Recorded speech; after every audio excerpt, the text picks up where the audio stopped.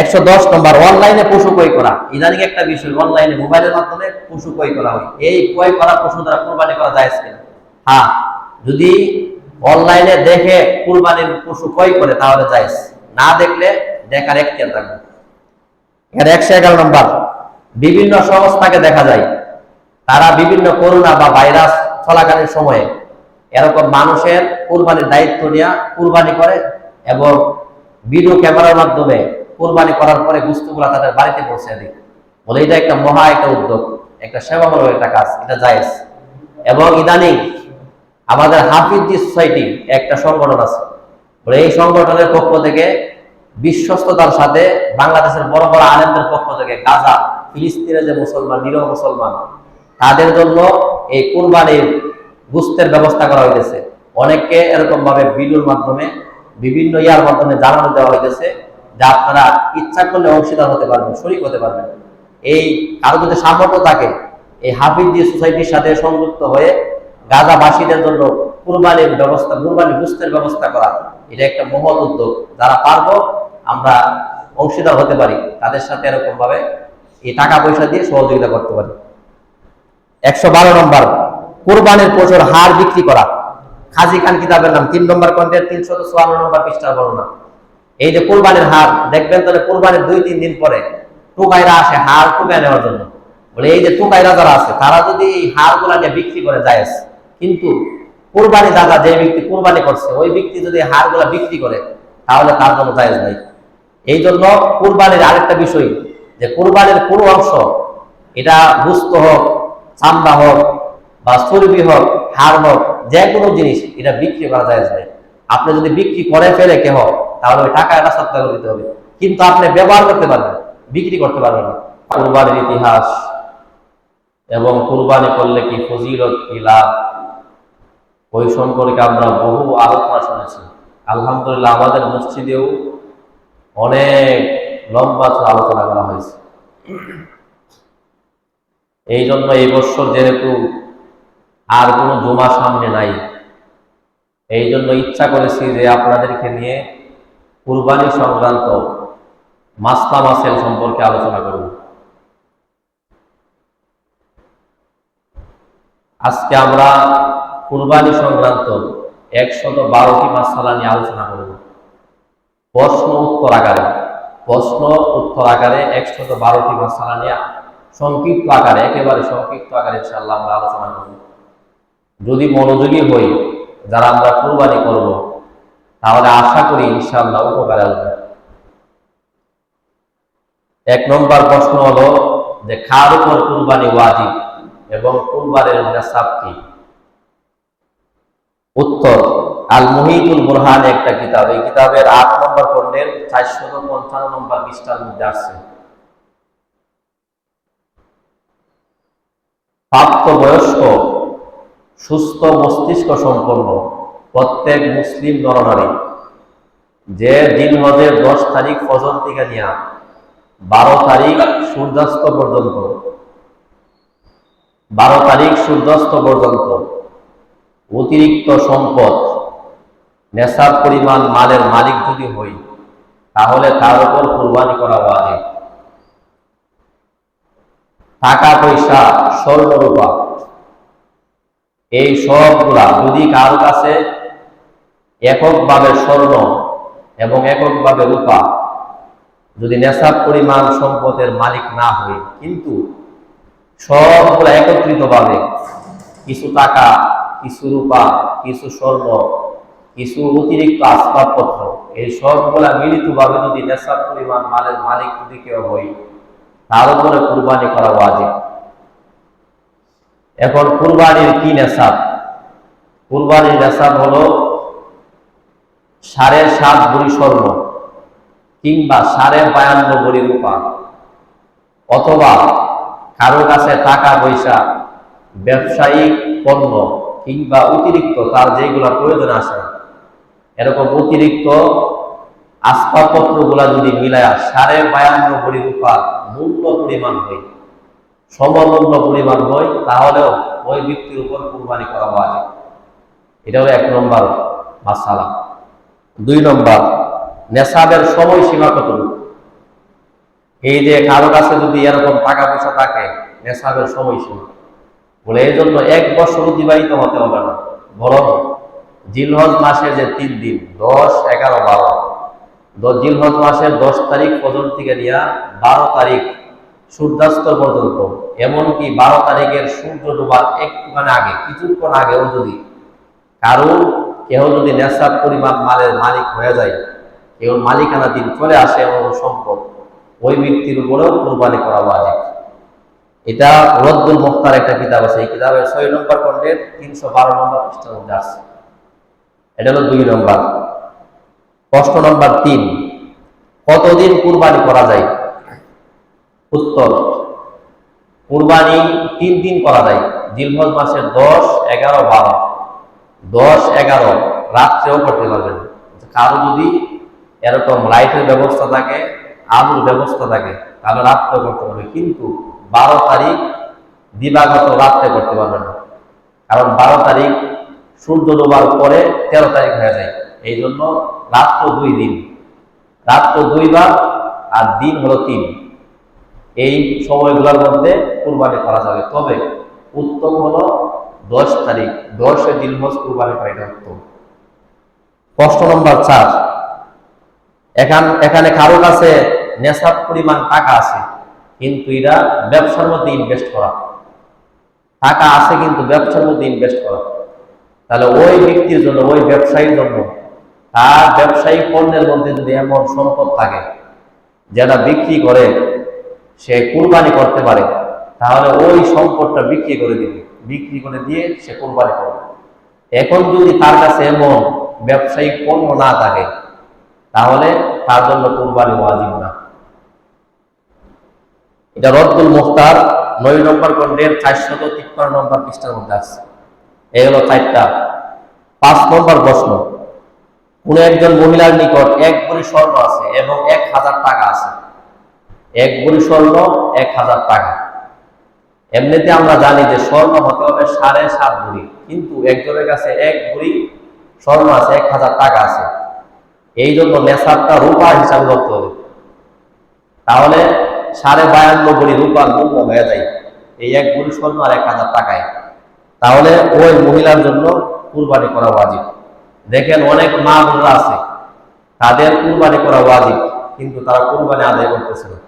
এই ওয়াজিব একটা জিম্মাদারি থেকে তারা বঞ্চিত হইতেছে। এই জন্য যাদের ঘরের মধ্যে টাকা আছে, যে মা বোনদের স্বর্ণ আছে, 7.5 ভরি না হলেও যদি 1 ভরি স্বর্ণ হয় এবং 1000 টাকা হয় বা কিছু টাকা হয়, তাহলে ওই টাকা হিসাবে যদি 52.5 ভরি রূপা, 52.5 ভরি রূপার বর্তমান মূল্য হলো 1,78,500 টাকা, এরকম যদি হয়, তাহলে ওই ব্যক্তির উপর কুরবানি ওয়াজিব, ওই মহিলার উপর কুরবানি ওয়াজিব। একটা কিতাব আছে বাদায়ুস সানায়ে, 4 নম্বর খণ্ডের 196 নম্বর পৃষ্ঠা। প্রশ্ন নম্বর 6, কারো যদি নেশাব পরিমাণ সম্পদ ঈদের পরে আসে, ঈদের পরে যদি কারো নেশাব পরিমাণ সম্পদ আসে, তাহলে সে ঋণ নিয়ে কুরবানি করতে পারবে কিনা? বলে তার জন্য ঋণ নিয়ে কুরবানি করার প্রয়োজন নাই, কারণ যেহেতু ঈদের পরে মানে কুরবানির দিনগুলোর পরে যদি তার কাছে সম্পদ আসে, তাহলে সে নেশাব পরিমাণ মালের মালিক হয়নি, মানে সময়ের মধ্যে হয়নি, এই জন্য তার জন্য কুরবানি করা জরুরি না। প্রশ্ন নম্বর 7, কুরবানি না করে কেউ যদি টাকা সৎকার করে দেয়, তাহলে তার ওয়াজিবাত আদায় হবে কিনা? ফতোয়ায়ে আলমগীরি 5 নম্বর খণ্ডের 293 নম্বর পৃষ্ঠার মধ্যে আসছে, কেউ যদি কুরবানি কারো কাছে ওয়াজিব হয়, সে যদি কুরবানি আদায় না করে টাকাগুলো সৎকার করে দেয়, তাহলে তার কুরবানির ওয়াজিবাত যে জিম্মাদারিটা আদায় হবে না। কারণ এই কুরবানি এটা একটা মুস্তাকিল একটা ইবাদত, এই ইবাদতটা আপনার এই কুরবানি দিয়েই করতে হবে। মুস্তাদরাকে হাকিম এই কিতাবের 3519 নম্বর হাদিসের মধ্যে নবীজি বলেন, মান ওয়াজাদা সাআতান ওয়া লাম ইউদাহি ফালা ইয়াকরাবান্না মুসাল্লানা।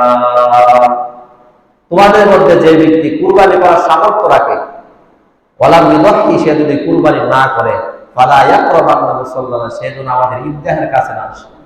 নবীজি ধমকি দিয়েছেন। এই জন্য তার জন্য এই কুরবানির নেশাব পরিমাণ মালের মালিক হইলে টাকা না, বরং পশু দিয়েই কুরবানি করতে হবে। প্রশ্ন নম্বর 8, কেউ যদি দেন মোহরের জন্য টাকা জমায়, কোনো যুবক অবিবাহিত কেউ যদি দেন মোহরের জন্য টাকা জমায় এবং তার এই টাকাগুলো যদি নেশাব পরিমাণ সম্পদের মতো হয়ে যায়, তাহলে তার জন্য কুরবানি দিতে হবে কিনা? অবশ্যই তার জন্য কুরবানি দিতে হবে, তার জন্য কুরবানি ওয়াজিব।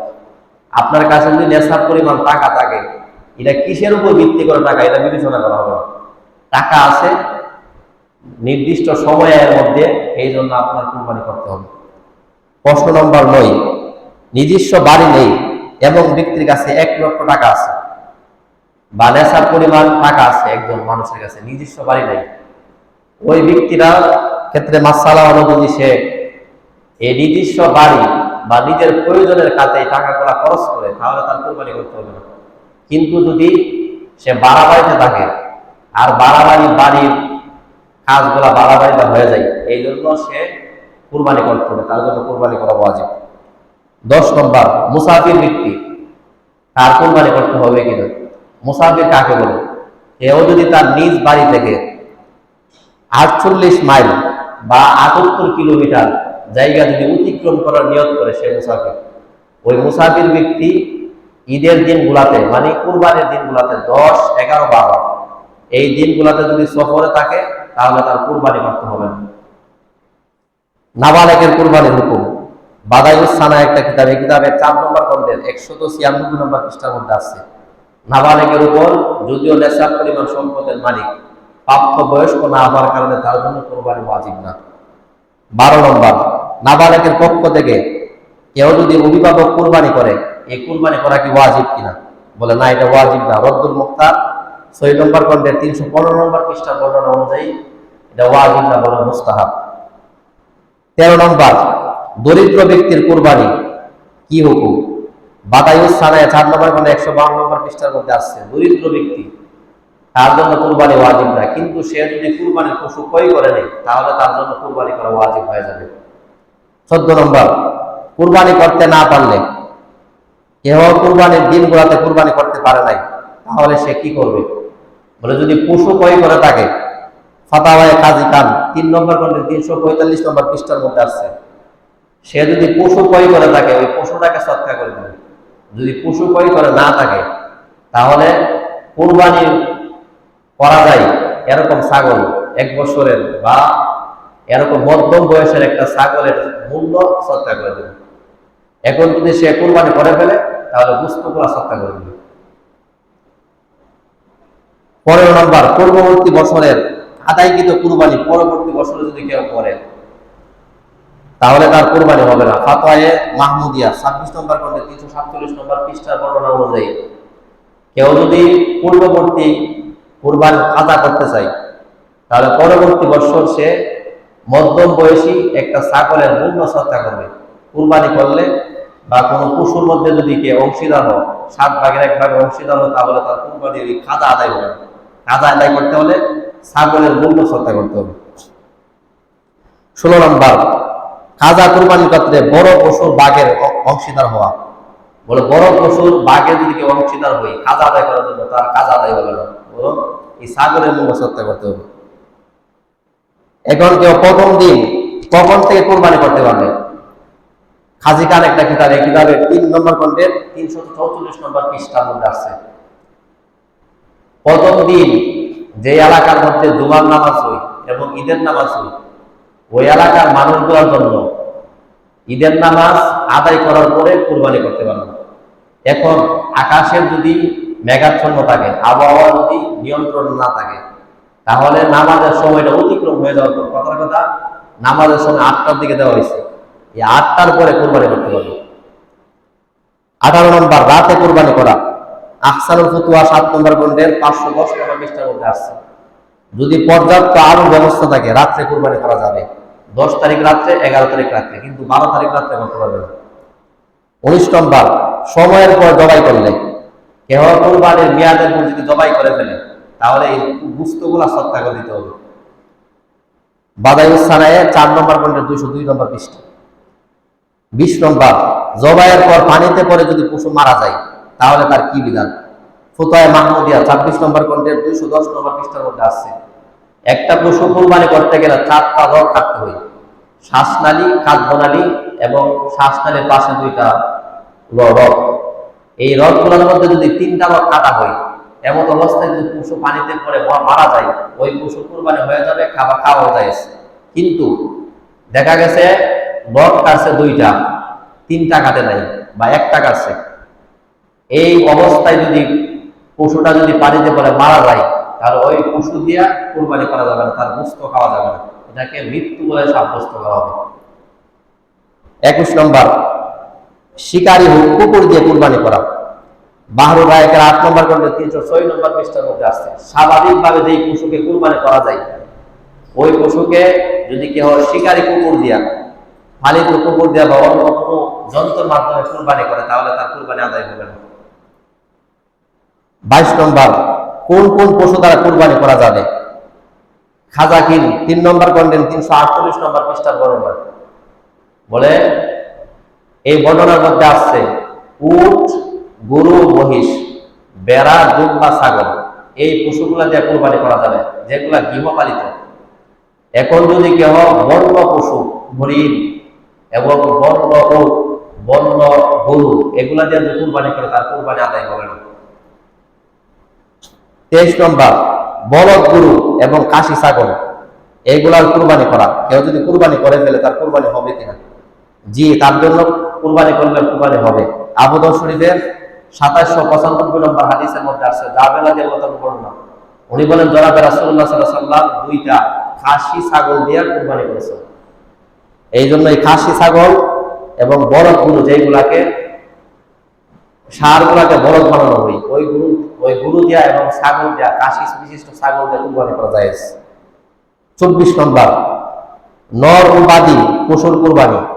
খাজি খান 3 নম্বর খণ্ডের 348 নম্বর পৃষ্ঠা, যে পশুরা, যেই সমস্ত পশু উট, গরু, মহিষ, ছাগল, বেড়া, দুম্বা, এই পশুগুলা পুরুষ হোক মহিলা হোক, নর হোক বাদী হোক, কোন সমস্যা নেই, কুরবানি জায়েজ। 25 নম্বর, পশুর বয়স সীমা কত। বাদায়ুস সানায়ে 4 নম্বর খণ্ডের 205 206 নম্বর পৃষ্ঠার মধ্যে আসছে যে উট 5 বছর হতে হবে কমপক্ষে, গরু, মহিষ 2 বছর হতে হবে, ছাগল, বেড়া, দুম্বা এগুলো 1 বছর হতে হবে। এখানে গুরুত্বপূর্ণ একটা বিষয় হলো, যদি বেড়া, দুম্বা এগুলা যদি দেখতে 1 বছরের মতো মনে হয়, কিন্তু 1 বছর না, মোটা তাজা, তাহলে ওইগুলা দ্বারা কুরবানি হবে। কিন্তু ছাগল কমপক্ষে 1 বছর হতেই হবে। এই কিতাবের মধ্যে আবার শেষে আসছে যে বেড়া, দুম্বা এগুলা কমপক্ষে 6 বছর হতে হবে, 6 মাস হতে হবে। এই 6 মাসের বেড়া, দুম্বা দিয়ে কুরবানি করলে কুরবানি হয়ে যাবে। 26 নম্বর, 2 বছরের কম গরু কিন্তু মোটা তাজা, এমন গরু দ্বারা কুরবানি হবে কিনা। আবু দাউদ শরীফের 2797 নম্বর হাদিসের বর্ণনা অনুযায়ী ওই সমস্ত গরু দেওয়া হবে না, কারণ নবীজি মুসিন্না পশু দ্বারা কুরবানি করতে বলছেন। আর রদ্দুল মুখতার 9 নম্বর খণ্ডের 446 নম্বর পৃষ্ঠার মধ্যে আছে মুসান্না মানে সানি কাকে বলে। বলে সানির ক্ষেত্রে হলো উটের ক্ষেত্রে পূর্ণ 5 বছর, গরু মহিষের ক্ষেত্রে 2 বছর, এটাকে সানি বলে। এরকম পশু দিয়ে কুরবানি হবে, এর থেকে নিচের বয়সের পশু দিয়ে কুরবানি করা হবে না। 27 নম্বর, পশুর বয়স নির্ধারণে দাঁত করা। আমরা দেখবেন অনেকে পশু ক্রয় করার সময় ব্যবসায়ীকে জিজ্ঞাসা করি যে দাঁত করছে কিনা, দাঁতছে কিনা গরু, বলে এটা, বলে শরিয়াতে এর কোনো সীমা নেই। শরিয়াতের নির্দেশনা হলো বয়স নির্ধারণ করা, বয়স নির্বাচন করা। এখন অভিজ্ঞরা যদি ওই দাঁত করা দিয়ে যদি বয়স নির্ধারণ করতে পারে, এটা ভিন্ন কথা, কিন্তু এটা শরিয়তের নির্দেশনা না। 28 নম্বর, কুরবানির নিয়তে প্রতিপালন করা পশুই কি কুরবানি করা জরুরি। একজন মানুষ একটা পশুকে লালন পালন করছে কুরবানি করার জন্য, এখন তার জন্য কি ওই পশু দিয়ে কুরবানি করা জরুরি কিনা। বাদায়ুস সানায়ে 4 নম্বর খণ্ড 192 193 নম্বর পৃষ্ঠার মধ্যে আসছে, বলে ওই ব্যক্তির জন্য সামর্থ্যবান যদি হই, তার জন্য ওই পশু দিয়ে কুরবানি করা জরুরি না, বরং অন্য পশু দিয়ে ইচ্ছা করলে কুরবানি করতে পারে। কুরবানির নিয়তে পালিত পশুর দুধ খাওয়া। একজন মানুষ একটা পশুকে লালন পালন করছে, ওই করে আনে নাই, অনেক আগের থেকে লালন পালন করছে কুরবানি করার নিয়তে, তার জন্য ওই পশুর দুধ ভক্ষণ করা, দুধ পান করা জায়েজ। বাদায়ুস সানায়ে 4 নম্বর খণ্ডেরই 192 93 নম্বর পৃষ্ঠার মধ্যে আছে। 30 নম্বর, কোরবানির জন্য মান্যতকৃত পশু দিয়ে পশু যদি গর্ব করতে হয় তাহলে কি করবে? 12/8 নম্বর 312 নম্বর পৃষ্ঠার মধ্যে আছে। এমন অবস্থায় যেহেতু পশুটা মান্যতকৃত, মান্যত করে ফেলছে, এই জন্য ওই পশুটাকে এই গর্ভ অবস্থায় বাচ্চা সহই কুরবানি করতে হবে। যদি প্রসবটা নিকটবর্তী হয়ে যায় এরপরেও মান্যত করার কারণে ওই পশু দিয়ে কুরবানি করবে। 31 নম্বর, এক পশুতে শরীকের সংখ্যা। তিরমিজি শরীফের 1502 নম্বর হাদিস, হযরত জাবের রাদিয়াল্লাহু তাআলা বলেন, নাহালনা মা'আন নবী সাল্লাল্লাহু আলাইহি ওয়াসাল্লাম আমাল হুদাইবিয়াতিল বানাতা আন সাবাতিন ওয়ালাল বাকরাতা আন সাবাতিন। হযরত জাবের ইবনে আব্দুল্লাহ রাদিয়াল্লাহু তাআলা বলেন, আমরা রাসূলুল্লাহ সাল্লাল্লাহু আলাইহি ওয়াসাল্লামের সাথে হুদাইবিয়ার বৎসরের সময় 7 জনে মিলে একটা উট এবং 7 জনে মিলে একটা গরু আমরা শরীকে আমরা কুরবানি করেছি। মানে উট এবং গরু এই ক্ষেত্রে 7 জন শরীক হতে পারবে, কিন্তু ছাগল বেড়ার জন্য কোনো একজন, এগুলোর ক্ষেত্রে একের অধিক হবে না। 32 নম্বর, 7 শরীকের কুরবানি।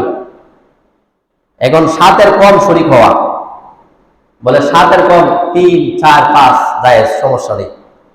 34 নম্বর, কোন অংশীদারের গলদ নিয়ত থাকলে, আপনি 7 জন অংশীদার মিললে একটা গরু কুরবানি করতেছেন, একজনের নিয়ত সমস্যা, তাহলে কারো কুরবানি হবে না।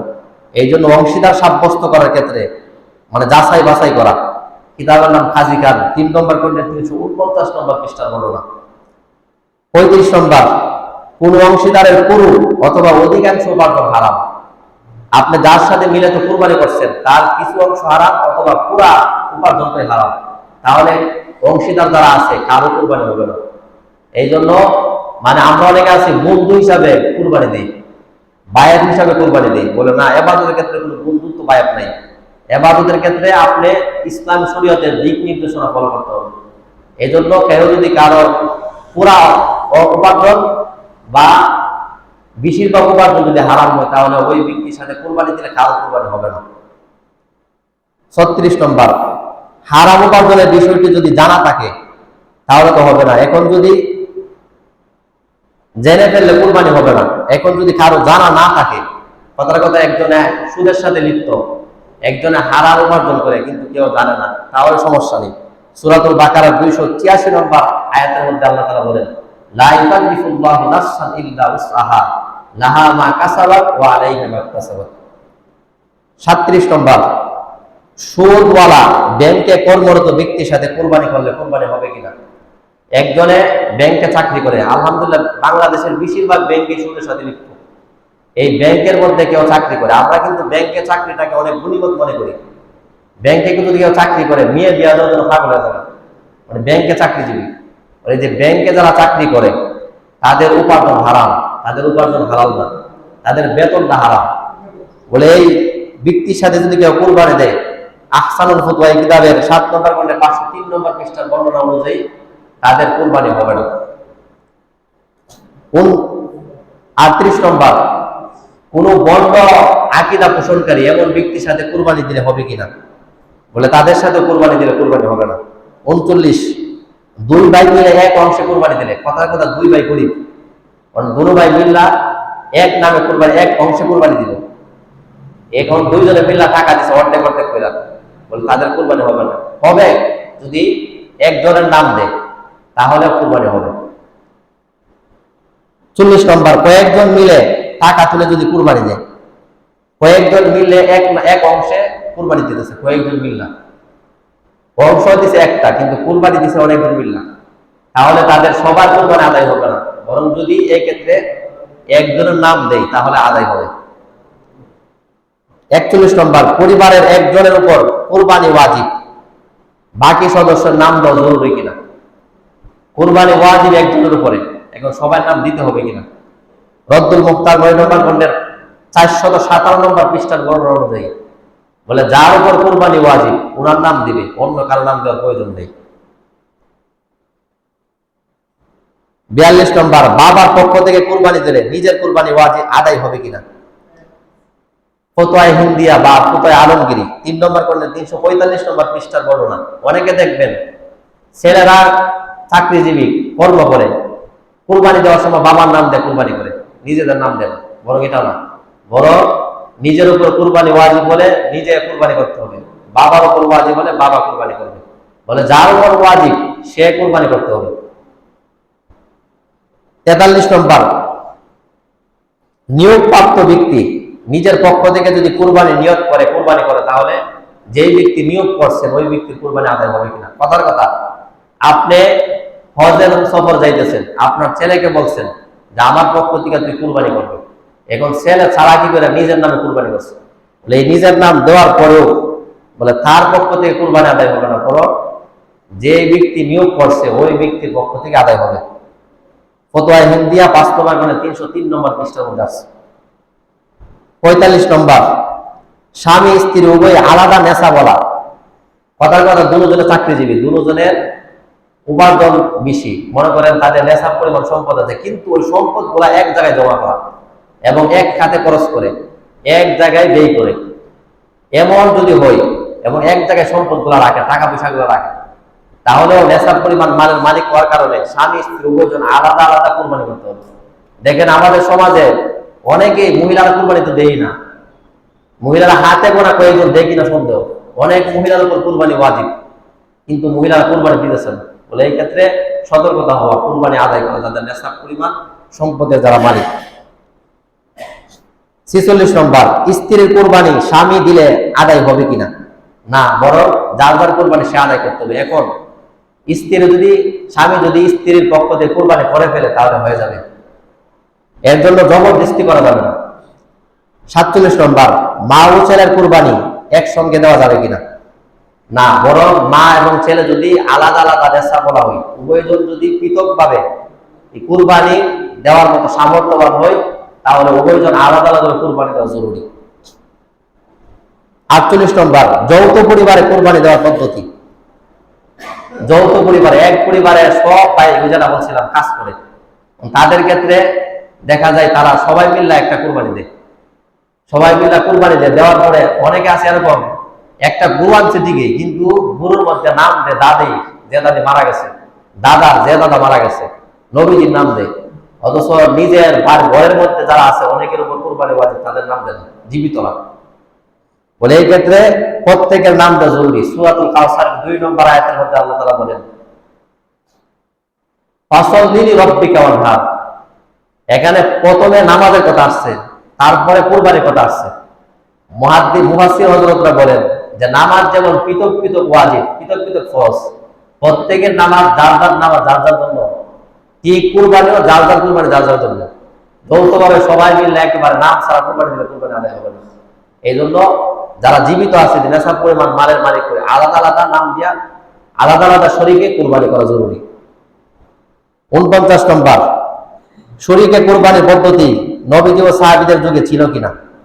মুসলিম শরীফের 1318 নম্বর হাদিস, জাবের ইবনে আব্দুল্লাহ রাদিয়াল্লাহু তাআলা বর্ণনা, যে হাদিসটা কিছুক্ষণ আগে বলছিলাম, যে নবীজি এরকম হুদায়বিয়ার বছর সাহাবীদেরকে 7 জনে উট এবং গরু কুরবানির জন্য নির্দেশ দিচ্ছেন, নবীজিও করছেন। 50 নম্বর, স্থান সমিতি থেকে লটারির মাধ্যমে টাকা নিয়ে কুরবানি করা। যেমন কয়েকজন মিলে একটা সমিতি গঠন করছে, ওই সমিতির থেকে মাসের শেষের দিকটা লটারি দেওয়া, লটারির মধ্যে যার নাম আসে তাকে টাকাগুলো দিয়ে দেওয়া, এক মাসে যে টাকাগুলো দেওয়া হয়েছে, এই টাকাগুলা দিয়া পশু ক্রয় করা জায়েজ কিনা। এই টাকাগুলা দিয়া পশু ক্রয় করা জায়েজ। ফিকহুন নাওয়াজিল 3 নম্বর খণ্ডে 325 নম্বর পৃষ্ঠার মধ্যে আছে।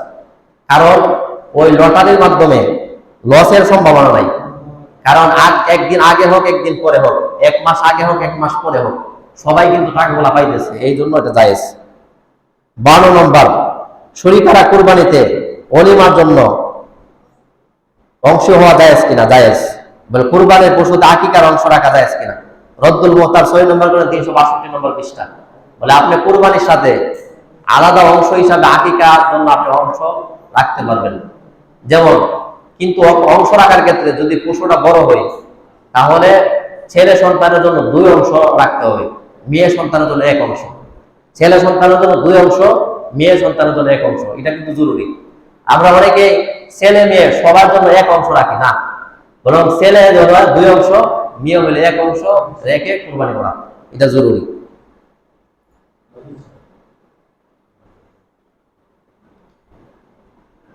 এখানে অনেকগুলা মাসালা আছে, সময় নাই, শেষের দিকটা কয়েকটা মাসালা বলি।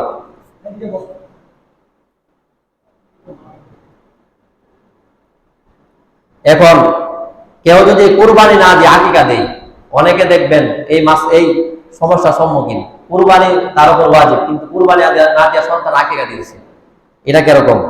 বলে তার জন্য উচিত আগে কুরবানি দেওয়া, কারণ কুরবানি ওয়াজিব, আকিকা মুস্তাহাব। কুরবানি দেওয়ার পরে সম্ভব হলে আকিকা দিবে। এরপরে কুরবানির গোশত দিয়ে খাবার শুরু করা, এটা কি? তিরমিজি শরীফের 1 নম্বর খণ্ডে 120 নম্বর হাদিসের বর্ণনা অনুযায়ী প্রথম খাবারটা ঈদের দিন জিলহজ মাসের 10 তারিখে প্রথম খাবারটা কুরবানির গোশত দিয়ে, নিজের কুরবানির পশু নিজের গোশত দিয়ে ভক্ষণ করা, এটা মুস্তাহাব। এটা ওয়াজিব না, আবশ্যক না, এটা মুস্তাহাব, এটা একটা আমল। তারপরে কুরবানির গোশত দিয়ে আকিকার অনুষ্ঠান করা, এটা কি? অনেকে দেখবেন আকিকার অনুষ্ঠান করি, এই যে সন্তান জন্ম হইলে আকিকা করি, আকিকার অনুষ্ঠান করি, এটা কি? বলে মুসান্নাফে আব্দুর রাজ্জাক 4 নম্বর খণ্ডে 331 নম্বর পৃষ্ঠার বর্ণনা, বলে সাহাবীরা এবং নবীজি জামানার মধ্যে এই আকিকার অনুষ্ঠান করা হয় নাই।